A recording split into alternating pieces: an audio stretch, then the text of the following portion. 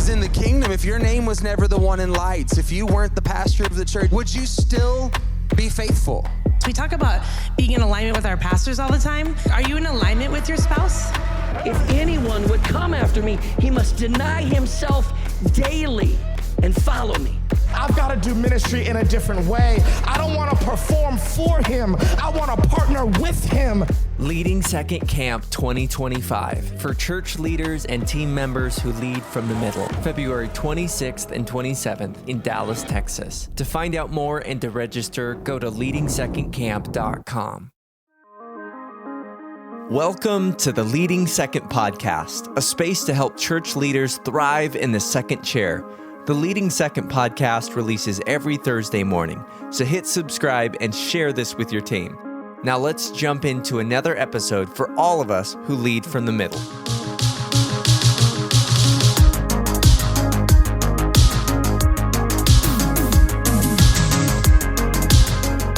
Well, welcome back, Leading Second, to Season 7 of the Leading Second Podcast. My name is Brandon Stewart, and it is our honor to welcome you to this space. Of course, we've created this podcast and this ministry to help church leaders thrive in the second chair.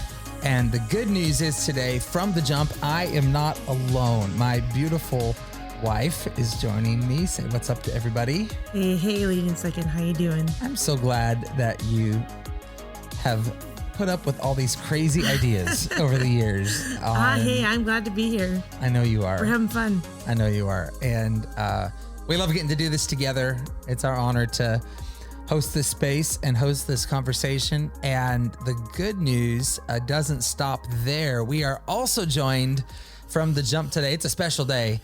We're joined by the one, the only, our partner in crime, Pastor Larry Brey from Elevation Church. Say what's up to everybody, LB.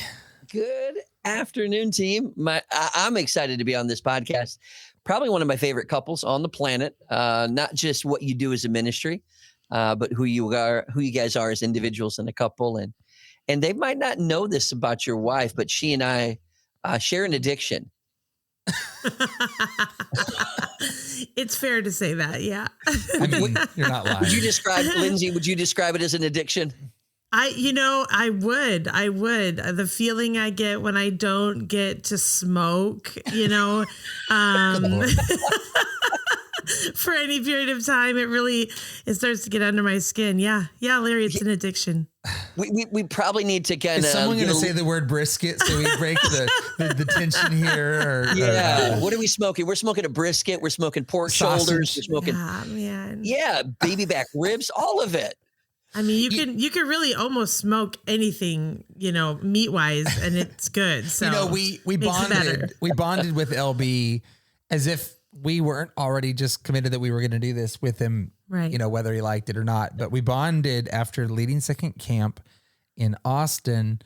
Larry actually booked his ticket home out of a different airport so that we could drive 3 hours across Texas to visit one of our favorite churches in the nation called Meat Church. This thing has gone downhill so There is good stuff coming on this podcast, I swear. Yeah. Hayden's going to be mad at me that we're so far in and we've made no point here today. But anyways, we love you, LB, and we're glad to get to do ministry and Leading Second with you. And then it's to that end, I'm going to say we are excited because today is the day that registrations open for, drumroll please, Leading Second Camp 2025 in Dallas, Texas, ladies and gentlemen. Let's go. It is open. We are live and we are ready to welcome second chair leaders from all over North America to our next big event. We're so excited. And maybe, LB, you could share your heart on Leading Second Camp coming up in a few months here. Well, one, I love you and Lindsay. I really do. I think language is easy. Lifestyle is really hard. And when you look around the world, it's easy to see people who got a lot of gear but don't have much game. And what I've seen you do, both of you, is serve up under your pastors for over a decade, for decades, faithfully serving, faithfully showing up, and everything you're selling, you've been smoking. And You have lived the lifestyle and you've got credibility, not because your words are good. You guys are great communicators, but you got credibility because you've lived it. It's been your lifestyle to serve your pastors and serve the church. That's what I love about leading Second Camp, because it's a space to come together to take the things that you've been living, give language to it, to help paint a picture that others could strive to become like that to their pastors as well. That's very kind. I think we see ourselves as curators of this conversation that we all need to be having, leading in the middle. If you, as we say often on here, if you lead from the middle in any capacity, you're going to experience your own set of challenges and tensions, and they are not unique to you. We all, regardless of church size, background, role on the team, we all want to get it right, and we all experience those challenges. And so we've created Leading Second Camp as a ministry event for you. You're going to learn some things, and we have some brilliant communicators and sessions for you, but you're also going to be ministered to. We want to see you go home refreshed and refueled and realigned for the vital role you play on your team. So I would encourage you, if you're listening to this today, if you have any role on the team, this is not just for your campus pastor. This is for everybody that serves the vision of your church. Head to leadingsecondcamp.com. Would you check out the details? Would you consider joining us? And hey, don't come alone. There's a group discount. Bring a group, bring a team. Yes. It's going to be so much better experience together. And it would be our honor to host you for a day and a half in Dallas. Yeah. It's going to be wonderful. So Leading Second Camp 2025. Let's go. Let me just say too, I just want to say too, I think it's kind of a little bit like a family reunion, even if you've never been before. Like if you serve and you lead a ministry and you're helping, move church forward, like you like automatically are in the family. And I love the relationships that are formed there, that people that meet each other, that do the same thing across the country from each other. And, my hope and prayer would be that you leave there having the number of somebody that does what you do somewhere else, so that when you have questions, when you have a low point, when you have a high point, when have someone you need to talk to, you have that number in your phone, and there's that relationship built. And I think every year people come back and they see the friends they made last year and they make new friends. And it really is like, it feels like a big family reunion. I love it. Well said. Okay. So for today's conversation, LB, we are going to, I think, have an important conversation on leading up. Leading up. We are going to talk about getting it right with our pastors. And for those who are maybe on a team who report to someone other than your pastor, getting it right with your leader. Yes. Leading second means we are leading while following at the same time, and having a healthy, thriving, trust anchored relationship with the person that you follow couldn't be more important for your success and for your longevity in ministry. So we're going to talk about it today. There's no doubt that the flow of empowerment and coaching, feedback, we want all of this to flow to you well. But our leaders need some very specific things from us. So LB, if you're good, let's talk about it today and help some leaders get it right.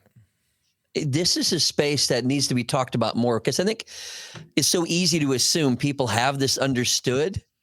It's kind of the unwritten rules that never get really talked about and they never get unpacked. So I think I make the mistake of assuming people got this thing a long time.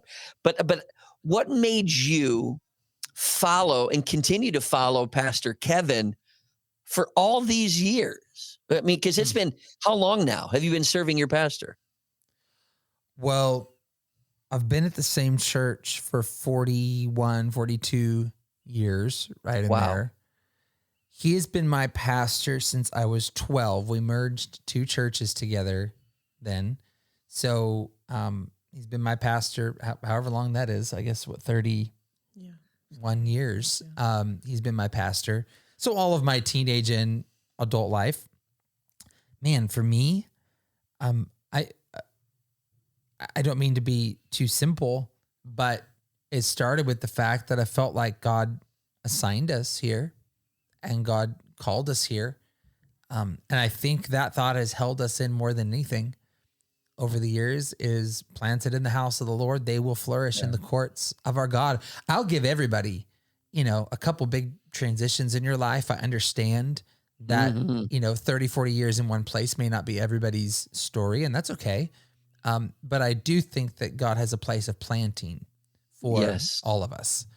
And I think on the toughest days, when I boiled it all down, that was the one thing that still held me in was I'm supposed to be here. I think too, Excellent. I believe in the vision in my pastor's heart. And I've watched even the last 3 or 4 years as our nation has evolved and changed even since, the COVID pandemic and all that. And I just think his voice has become more necessary and important. That when I see him, if Lindsay and I sound a little tired today, a little hoarse, we are coming off a Team Church conference last week. So we both have conference voice. And I just watched him yet again last week stand up in front of leaders and minister. And I just thought, man, you are the right voice for the right time in our nation. So to me, I resonate so deeply with vision. And then I think finally too, I hope this doesn't come across self-serving. I don't mean it that way, but I have felt his commitment to my family and to us and to the call that's on our life. It's been a partnership, over the years, and to pastors listening, maybe there's lead pastors listening. I would just say, I have felt as much partnership from him over the years as I think we've given to him. Yeah. We wouldn't have Leading Second without him really actually stewarding that in us, right. and then helping guide us. And, there were times where we wanted to do things and he kind of was our guide rails and, help guided and we wouldn't have Leading Second without, without him. And, I did, never entered it for us, but I just thought, man, this is a couple, my pastors who have stewarded our family and our ministry. So I don't know. That's what comes off the top of my head. Well, I love it because, again, you take it back. It's not a complex formula. It's pretty simple faith with it. But simple faith is really, really hard to live out. You said assignment. You said planted. And I think those are things that we don't celebrate in our kingdom anymore. In the church world, we don't celebrate staying planted. We don't celebrate someone being faithful with the assignment. Yep. And I mentioned this to you before we hopped on. We're taking our son, our oldest, his name is Corbin. He's 18. We're dropping him off at college in 2 days. Wow. And here's this little boy who was born right when we started Elevation Church 18 years ago. We moved into our house on a Friday night. We went to the hospital the next Tuesday, had our son. So he is the age of our church, and this is all he knows. But I thought back to some of the hard nights, the nights where I wondered, do I have what it takes? Maybe I got it wrong, God. Maybe I can't do this. And I was so grateful that God, even in those moments where I doubted, he was still faithful. And it allowed me to keep my feet planted. Because when I talked to him, I was like, Corbin, what are you feeling about going off to college? He's like, Dad, I don't feel like I'm going to struggle with some of the same things you struggled with when you went to college. Because life is so different. Yeah. And he said, Dad, I learned so much from you being my dad and Elevation being my church. I know I'm going to make mistakes, but I feel like I'm going to be okay. Wow. And it made me realize it did. It was the sacrifice was never meant for me to enjoy. It was meant for me to feed. But when we get really hungry, we eat it rather than sow it. We consume it rather than give it. If I would have walked away on those hard nights, my son would have been punished. He would have been the collateral damage, the innocent bystander. Yep. And I wonder how many generations have been derailed because they're innocent bystanders, because people don't realize the sacrifice is never meant for you to enjoy. It's meant for you to stand in the middle so they can cross on dry ground. Yep. Well said. You know, we did Leading Second Camp in Calgary. When was that? 2023, I think it was. March of 2023. And we poured our guts out, you know, for leaders that day. It was a great day at our first time doing it in Canada.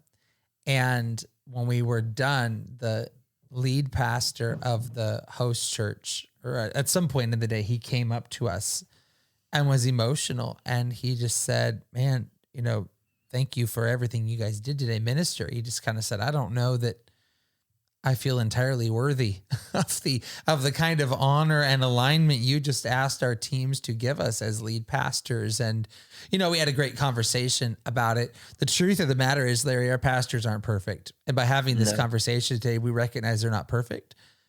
We recognize that, that they are human and that they are men and women who are faithfully following the call of God on their lives as well.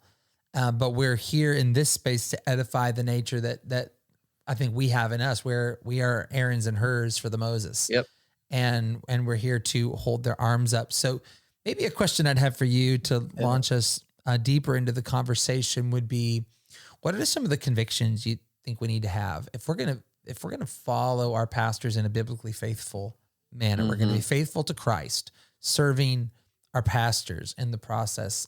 Just what are some of the convictions that cause us to honor them and follow them well? Yeah, I think you just alluded to one of those keys. It's, what do we do when we see their humanity? Yeah. And I think that's a really good conviction to carry before you step into the situation, is to know how you want to respond to their humanity when you see their humanity. Really good. Do you cover it or do you expose it? And I'm not talking about covering immoral, illegal, unbiblical things. I'm not talking about that. That's right. I'm talking about the normal tension and struggle of our humanity that we're all afflicted with because of sin that entered our DNA. It's learning the difference between submitting and compromising. Yep. And I think this is beautiful. an art form. It really, really is. We are called to submit one unto another. You know, Ephesians 5 says, husbands and some wives mutually submit one unto another. So submit means to put your preference aside. Yep. So a core conviction would be always submit, but a compromise means to take God's standard and put it aside. So I'm not talking about covering something immoral, but what I am saying is to cover the part of them that is the normal humanity that we all walk with. Yep. But to submit that part of us, man, that's a dying to self that you can't serve in any seat, let alone a second chair, without understanding what the idea is to put my preference aside so I could live for something bigger than that. Yep. You know, I developed this thought years and years ago that our pastors, if you want to think of it biblically, our pastors are the under shepherds under Christ who have been entrusted with stewardship of a local church. Yes. That is what it means to be a pastor. In fact, I mean, a quick little blurb on this. If you read the letters to the early church in the book of Revelation, this is, of course, you know, John writing, but Jesus speaking, and Jesus is giving his assessment of the church, which is a pretty sobering place in scripture to me. Jesus has an opinion about his church. I think we need to remember that. And if you look at many, maybe all, I'm not remembering off the top of my head, but many of the letters, these are written, of course, from Jesus. It says, to the angel of the church in Ephesus, or to the angel of the church in, you know, Smyrna, or whatever, you know, city it is. That word angel is best translated as messenger. It's the same word that was used for John the Baptist when he comes on the scene. The point is, it's not an angel per se hovering over the building. It's the man of God leading. It's the pastor. In other words, these letters theoretically would have been given to the pastor and read in front of the church. You know, what does Jesus have to say about this? And that the reason I'm going on that tangent is our pastors will be held responsible. They will stand before God with an account from Jesus of how did you steward my church? And I think for those of us in the second chair, just like different parts of the body that are dependent on each other, I think those of us in the second chair, we will ultimately answer, or one thing we will ultimately answer for is, how did you hold up the arms of your pastor? If that is our role, we're going to answer for it. So maybe that just helps some people get a bit more of an eternal perspective. Yeah. When it comes to humanity, Jesus is well aware of their humanity when he appointed them as stewards of the house. Yeah. Well, I love it because my pastor, your pastor will give an account for what they did with what God entrusted them. If they're completely right, I'm covered. If they're completely wrong, I'm covered, because what I'll be held accountable for is, did I submit to them? Yep. And that's what I will be held accountable for. And so I'm thinking about the person watching this podcast or listening to it, and they're on the treadmill or they're in their car driving to and from wherever they're going. And the real reality is somebody is sitting in an offense today. It might be a primary offense because it's something that they experienced, or a secondary offense, something they experienced through somebody else. But that offense, if we really dig up underneath it, some of those will be biblical grievances, but most of those will be personal preferences. And Very when true. you really, when I'm talking with people, I want to try to get to that category. Are we really dealing with a biblical offense, something that needs to be addressed, or is it a personal preference, a style issue, a preferential issue, that at the end of the day, no one's ever been won to the gospel because of my opinion or my preference. Yep. But yet I can become so addicted to it that it drives all of my decisions.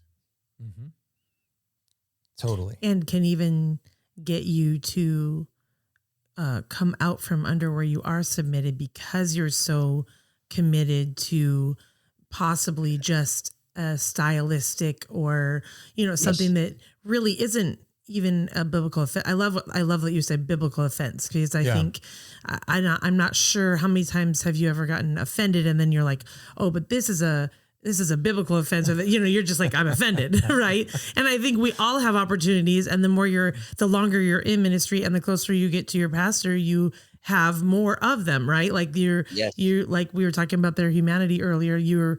The closer you get to them, the more you see the humanity, the more you have the opportunity to have an offense or to, come up against something that's, stylistically different. But I think that's where people pull out from under where they're supposed to be submitted. And I mean, we see it all the time, and it makes me so sad because they're not thinking, long-term, what happens with their family, what happens with, you're talking about your kids. Like you said, if you would have, taken one offense that maybe it was biblical, maybe it was, you got your hand slapped, or maybe you didn't agree with the paint color, or who knows what the offense was, but like, you that can be generational. Yes. You're now pulling out from under where you're supposed to be because of that. Oh, totally.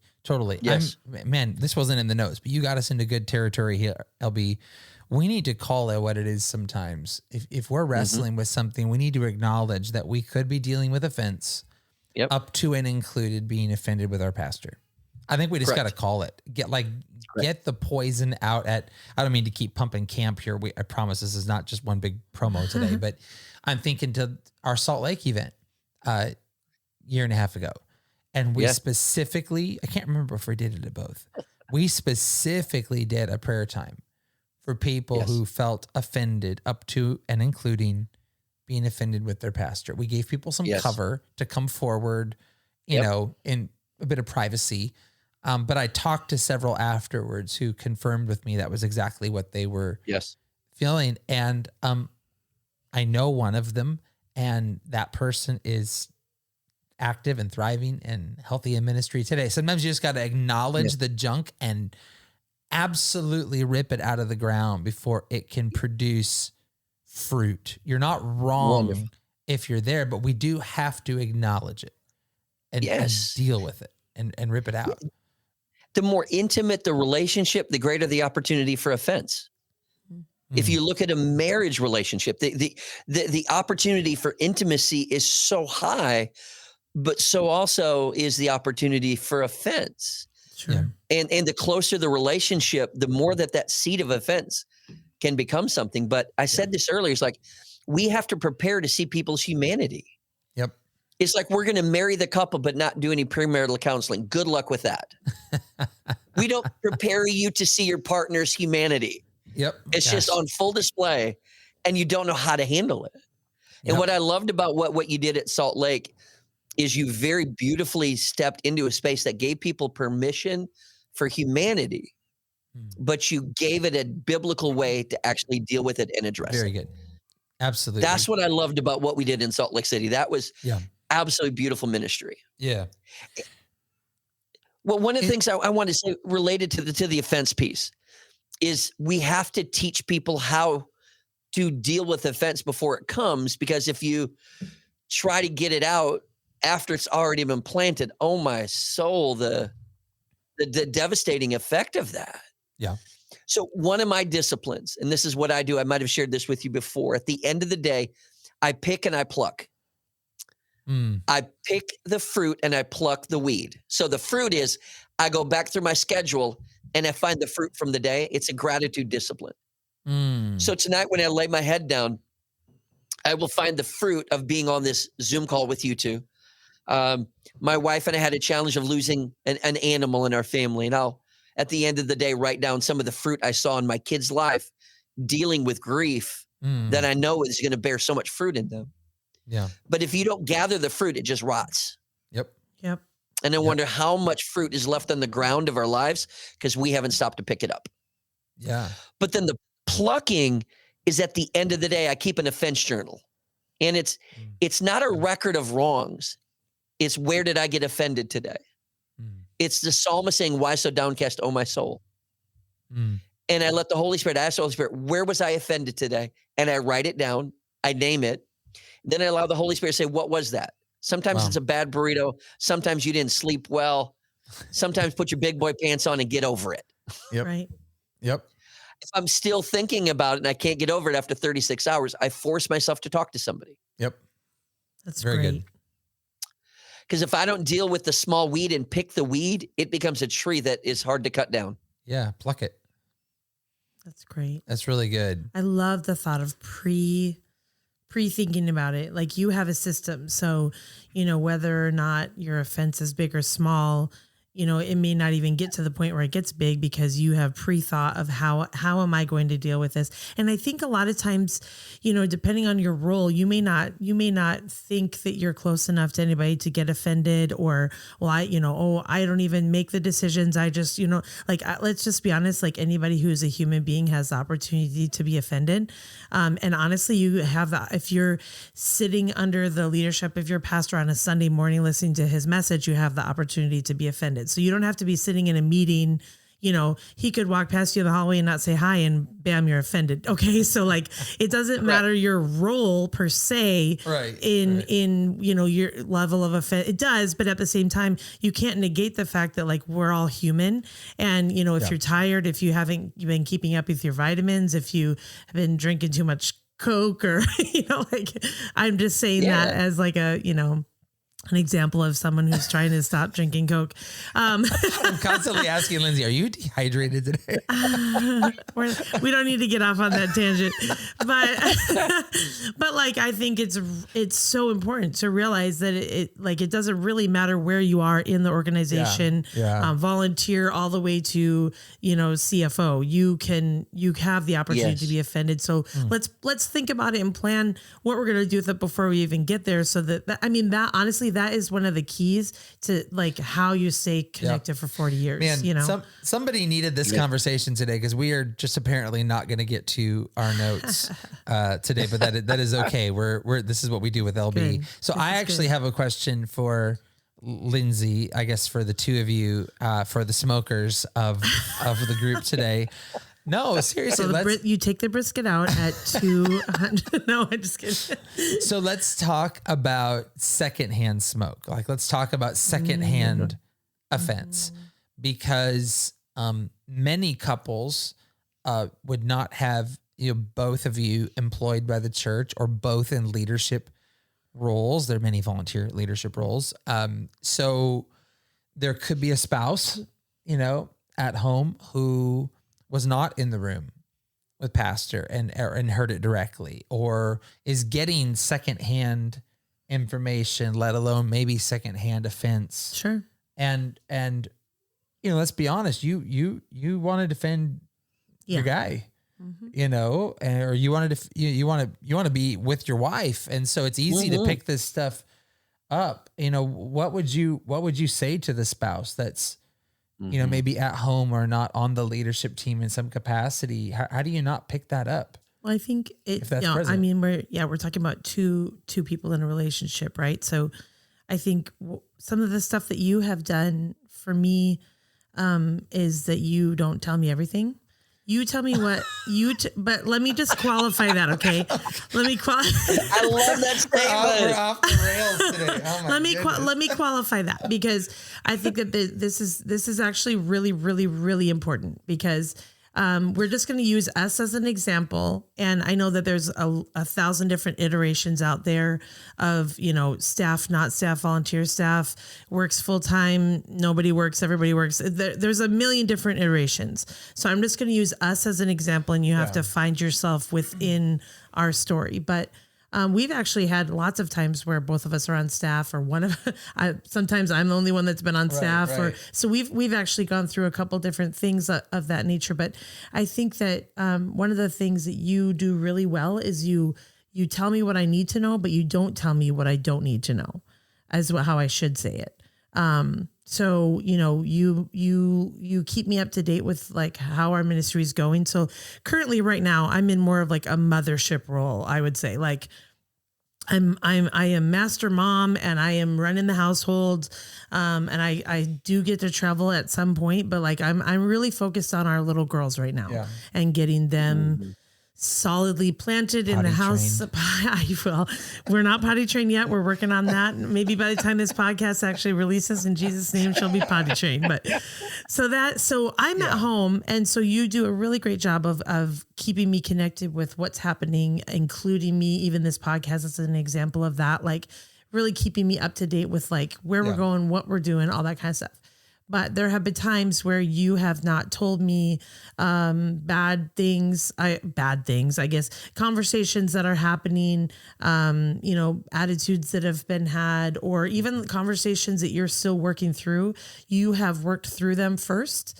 You have not brought them to me unbaked. Now, we're a married couple, and I think that obviously we are each other's safe space. Right. So there's times where you have to work through something together. And I feel like when it affects your family or, things like that, like, we've definitely had conversations where we are working through them together. But I think we both have to enter those conversations with maturity, knowing that like this is half baked, and we're going to finish it together. Yeah. And we're going to come to the table of truth. We're going to have honest conversation, but I think that the only way that works is the two of us are both constantly fighting against offense. We will submit, and we will not let offense, like it does not matter. We will wrestle that dragon to the ground every time, because we know the danger of it. And so we will not let it even in between us, Well, and gosh, this is really good. And what an interesting tension to wrestle through. Some things I would say to that is first of all, I hesitate on sharing something with you if I'm still hurt. Sure. Like sometimes I just have to lower the temperature for me. I mean, I have to go take a prayer walk, or I'll, whatever. Well, and that's where your relationships, like you would call Larry. Right. Larry can help you through something that he's on the outside of this scenario, and he can give you wisdom. He can give you guidance, but he's not going to join in the offense. Whereas like as your wife, I may. How we say it in our coaching groups when we're walking through this kind of dynamic with our coaching group participants is you really need a team around you. You do need a team of people around you who know everything. So don't walk through tensions alone. But what I've come Correct. to realize is sometimes I need to call Larry first rather than call Lindsay first. I can Yes. say before God, as of the recording right now, there is no tension that I'm dealing with that you don't know about. So as of today, we're caught up. But there are times where I need processing Sure. time, That's or great. I could pass along the junk side of it, and then you're left to pick up the junk along with me, Right. and it actually could be harder. And I mean, it goes both ways too. I mean, I think there's definitely times where I have had to get my emotions in check, and I've had to really fight That's and the other wrestle. thing. I have a fiery wife. She can also stir the pot here. Well, but that's where like I've had to let things kind of settle and really wrestle through like where I'm at with things before I can even like talk about them, because I may not say my first response is usually like 99% of the time not the response that I actually want to say. It's going to be something that's pretty fiery and it has a little bit of attitude to it. So it's the same thing where I know that I need to like let things kind of sit and settle and work let the Holy Spirit kind of do his job a little bit too. Okay. Is this heresy? Like, are we just off here? We're like having like marriage counseling here, I think. This is No, I don't think you're off at all. I think this is healthy. I think this is what couples do. So for the couple that are sitting there right now doing ministry, all the iterations that Lindsay talked about, all the different things, here's what I would tell every couple to do is to do an autopsy. Let's do a postmortem of where we have made mistakes in the past and we did not deal with things healthy. So rather than say, here's what we'll do moving forward, actually look back and say, where did we fail? And now you can start putting in buckets. That one I should have never shared with you. That one, I should not have shared it at the time I did because I was still hot. Yeah. Or actually, I should have brought that to you sooner. Right. Very good. Also Very a good. good point. And now what you start to do is you start to figure out kind of my wife and I, when we first got married, this is extreme, but we had to figure out the rules for our fight club. Yeah. And because we had a great marital mentor say, if you guys don't figure out how to fight, you'll always fight dirty. So we figured out the rules for our fight club. And it was so helpful for us to figure out how do we navigate these things. And so, but look back and say, where did we screw it up? And where should we have done that differently? Because I never share something about Pastor Stephen in a negative way with my wife. My wife she's my chief ally. She's going to be like, oh yeah, he said something. She's taking her earrings off, ready to jump in the ring. And so I've got to be more mature and recognize like, I can't make my wife hate something we both love because I did not handle it in a mature way. Yeah. That's great. Yeah. You know, let's do this. And I got one more question for you to make this practical. This is, I think, just where we needed to end up today. If you're at this point in the podcast, you might have needed this conversation. Would you do me a favor if you're listening and if we're pinpointing something for you and you're saying, I really think this is me, would you either send me a DM on Instagram or would you email me at brandon@leadingsecond.com? And would you let us pray for you?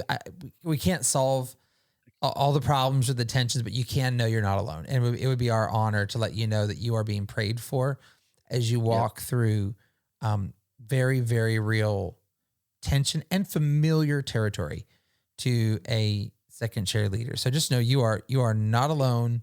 And apparently, I think we just need to keep the conversation going on this to help some leaders, Larry. But I do want to ask you this to make this practical, to land this for us today.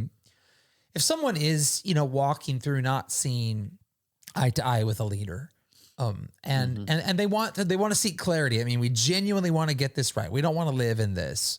How do you walk through that and deal with that without a maverick or defiant tone? Because we need to address it, but we're not here. We come in peace. We want to realign here. What would that look like practically? Well, so when one of the things I do at Elevation is to help onboard all of our new staff, and one very, very first week on staff, there's a couple things that every new employee does. And it's not just their first week on staff. It's every time they go through a new supervisor or a new job description. Because there's always something lost in transition. And sometimes people go through transitions, but they never actually clarify. So when somebody is new, the first thing they're going to do is to have a conversation about expectations. Okay. So I've got a pre-list of about 25 random expectations. If you text me on a Friday, what do you want me to do? If you send me an email on this day, or what about PTO? And it forces the awkward conversations to try to reduce the amount of unspoken expectations. I wonder how much frustration you're having with your pastor, your supervisor, whoever it is you're reporting to, because it's unclarified expectations. Frustration always happens with unmet expectations. Yeah. So clarity is kindness. Yes. Yes. So here's a practical example. You have frustration about, I don't know what I should do. Bring in 5 examples to your pastor, your supervisor. In these 5 scenarios, what would you tell me to do? And we're just going to step right into the awkward, and we're going to clarify expectations. I think it's in that gap of unexpressed expectations, unspoken. That's where we lose so much credibility, and offense builds up in that space. True. So that's great. Clarity is kindness. And then I think the other part, from going back to the couple part, I think the husband and a wife have a different definition of what commitment and being sold out to the church looks like. Yeah. So that couple has got to go back and say, this is our family commitment and not your commitment that I'm just going along with. So good.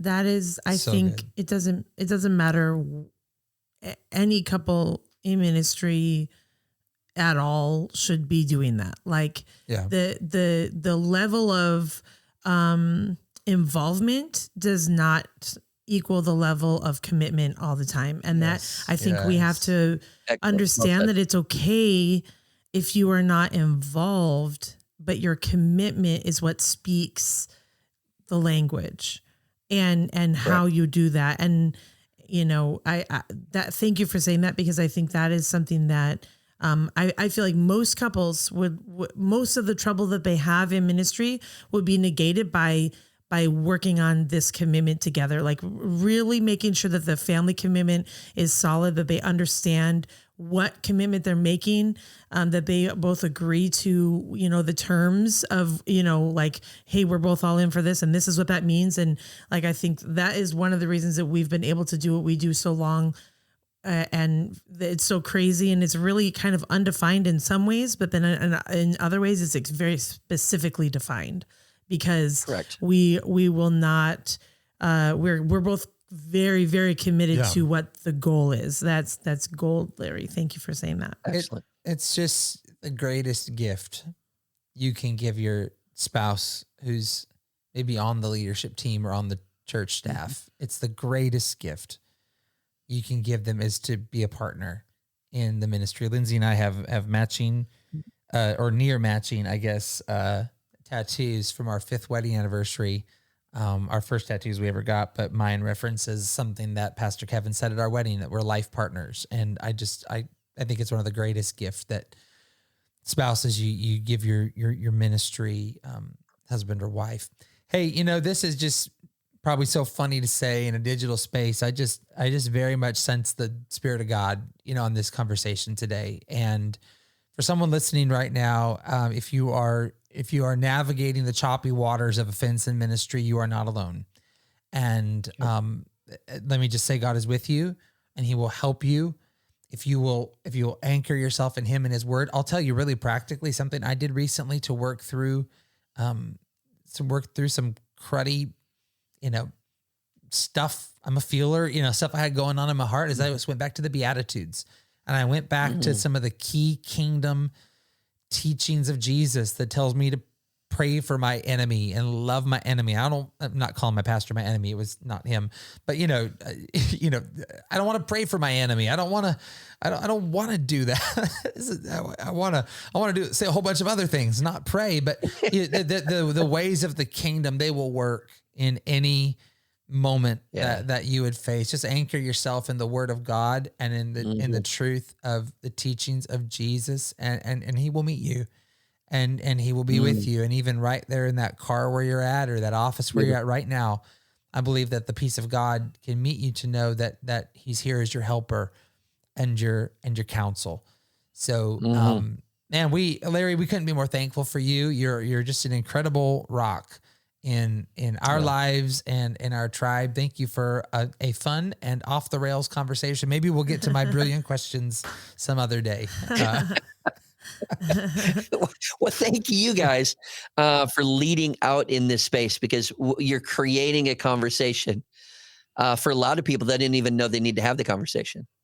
Yeah. And you're giving language to things that they've been feeling, that when you give language, it's like, oh, that's it. And it gives me, it's like you're putting a puzzle together and you're putting some of those corner pieces that I can't see the whole picture, but if I can start to get some of the corners, and that's what you're doing with this. And that's where, again, leading Second Camp, one of the skill sets that Brandon talked about is the ability to know, like, I need to reach out and speak to somebody before I speak to my wife. Yep. And that's where Brandon and I've had a relationship to talk about these things at this level, both ways.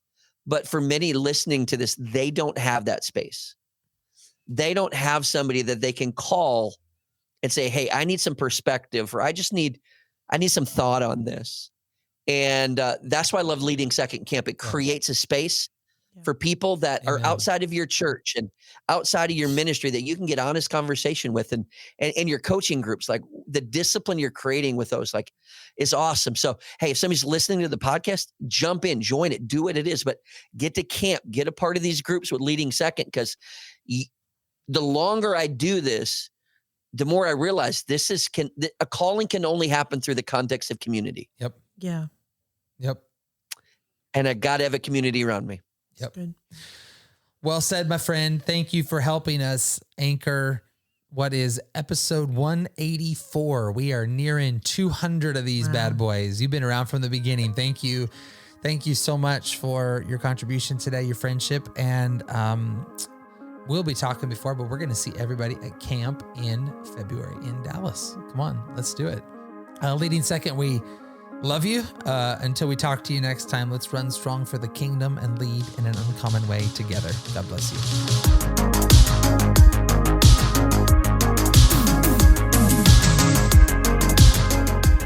It is our honor to serve churches and leaders across the globe. We equip ministry leaders with the coaching, events, and resources needed to embrace their calling, get it right with their pastor, and lead in an uncommon way. Visit our website, leadingsecond.com, to learn how we can come alongside you as you lead from the middle, from the second chair, for the second chair.